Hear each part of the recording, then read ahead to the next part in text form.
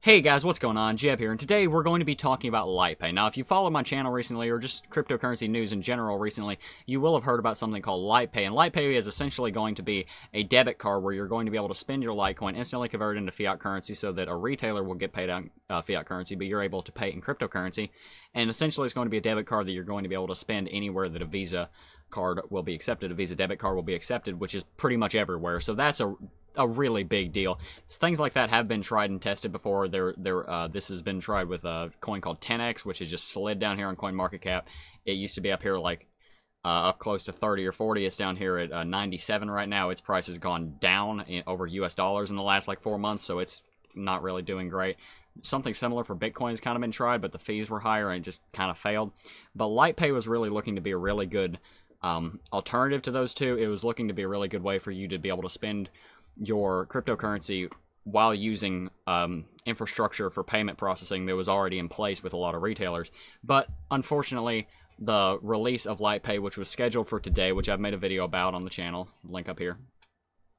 Unfortunately, it's been delayed. They emailed everyone who signed up for their email list saying something, and I'll show you the full email in just a second. But essentially, what they said, the most important part, is that they said due to hostile actions by card issuers towards cryptocurrencies, or towards crypto companies, sorry, we've decided that offering LitePay card registrations at this time is imprudent.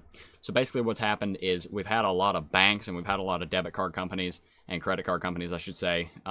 They've not really been big fans of cryptocurrency, and a lot of banks or not banks, but a lot of credit card companies in Canada, for example, have been trying to, or they actually have been banning the buying and selling of cryptocurrencies with credit cards. As you can see here, a representative of TD, the first major Canadian bank to enact such a ban, blah, blah, blah, blah, blah, in order to serve and protect our customers as well as the bank.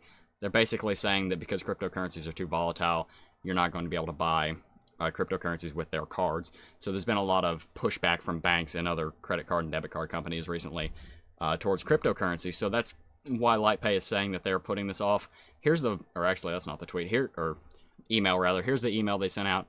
They said, thanks for your interest in LitePay. Registration for merchant payment processing accounts will open today. So for merchants that were going to accept LitePay, you can still sign up for that. You can sign up for that at 9 p.m. Pacific time today. So if you're a merchant and you want to accept LitePay, you can still sign up for that. So the project's not dead.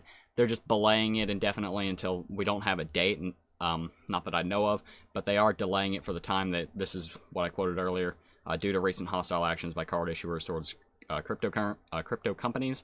We've decided that offering LitePay card registrations at this time is imprudent, so they've decided to delay it. It's kind of sad because we did have a little bit of a run-up here earlier in the day, and in the last several days in the build-up towards LitePay releasing.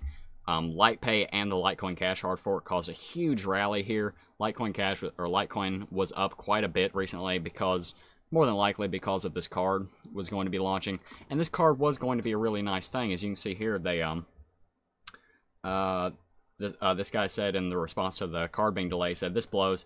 So close to a super easy way for the masses to use crypto. I've always said this is the key. The first crypto to make its way, make it easy as a debit credit card will be with close to zero fees will be the crypto of the future. Sure won't be Bitcoin." I completely agree with him. Not on the sure won't be Bitcoin thing. It's very possible this could happen with Bitcoin, with Lightning Network coming around. But it really is a big deal for adoption for something like this kind of debit card to be accepted, because right now the infrastructure to accept cryptocurrency payments just isn't really in place in a lot of places. And even if it is in place, it's used so infrequently that a lot of the people behind the cash register, for example, may not even know how to do it. If they've never heard of it, they may not have had the training because it's such an infrequent thing. So that's really what I wanted to touch on today. They've delayed this because a lot of companies have been just kind of pushing back against crypto. They've been pushing back, like these credit card companies. I read this earlier. Let's see. Where was it? Following in the footsteps of several major banks globally, the Toronto Dominion Bank, TD, one of the largest banks in North America, announced in an email statement to customers on Friday, February 23rd, that it is banning the purchase of cryptocurrency with credit cards. There have been several others that have done this. This article by the Market Mogul also references, in January, both Visa and MasterCard said they would reclassify cryptocurrency purchases on their cards as cash advances, which incur higher transaction fees. So overall, the market that LitePay is trying to step into has overall been hostile to cryptocurrencies. And you can say, well, what does that have to do with LitePay? it's their decision. It looks like they're going to still be going through with it, as they're still allowing merchants to sign up. And I don't think it's a scam or anything. I think some people have been saying that. I don't think LitePay is a scam, but they are going to be putting it off for a little while. But anyway, guys, that's what I want to talk about. And the reason that LitePay was going to be so great, I just saw this. LitePay was going to be so great, and like I said, I do have a video explaining all this, because they would allow the user to pay for goods and services using the cryptocurrency Litecoin, with LitePay taking a flat 1% settlement fee for each transaction. So it'd be really easy for users of cryptocurrency to spend their cryptocurrency, as I talked about just a second ago. And also, it would be cheaper for the retailer, because most credit and debit cards, they charge a much... Can you stop that? They charge a much higher transaction fee than 1%. So it's definitely in the best interest of the retailer to accept LitePay, because the transaction fees are so much cheaper. Transaction fees on several other credit and debit cards, they can be upwards of 4%. They can be anywhere between 2 to 3 to 4%. Depends on the card, depends on the type of card, depends on the plan, depends on a lot of things. But the fees for LitePay were going to be almost always universally cheaper than the fees for current options that are very common on the market. But anyway, guys, that's what I wanted to talk about. That's kind of sad, because we've seen Litecoin just running up here, and we might see a little bit of a taper off and kind of fall here below this little support line I have drawn here, because LitePay is being delayed.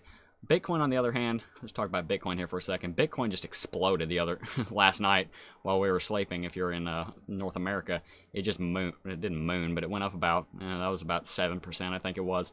Went up about $1,000. That's nice to see. It's getting back above this long-term downtrend. We'll see what happens. That'll probably be tomorrow's video if that starts to develop some more over the night.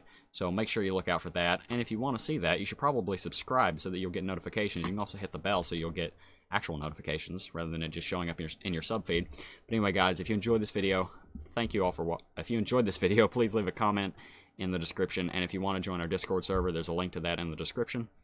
And there's a link to that in the comment section down below. I think I said leave a comment in the description. Leave a comment in the comment section. So thank you all for watching, and I will see you in the next video. Peace.